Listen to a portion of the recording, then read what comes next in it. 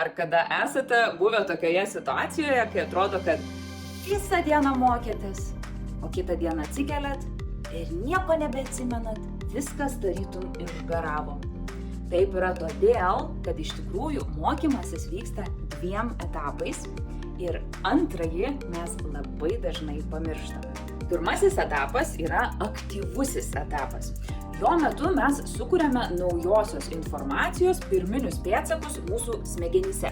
Kai mes skaitome, rašome, klausome, matome, sukuriame šiuos pirmuosius pėdsakus ir išsaugome informaciją trumpalaikėje atmintyje. Antrasis etapas, kurio dažnai nesusiejame su mokymusi, yra pasyvus arba poilsio etapas. Kai mes ilsimės, smegenys dirba, jos užtvirtina naujai išmoktą informaciją. Miegas perkelia informaciją iš trumpalaikės atminties į ilgalaikę atmintį. Taigi galime sakyti, kad miegas tarytum paspaudžia mygtuką išsaugoti. Mokymasis nėra įgimtas dalykas. Mokymasis yra išsitreniruojamas įgūdis ir mes visi galime išmokti mokytis efektyviau ir lengviau.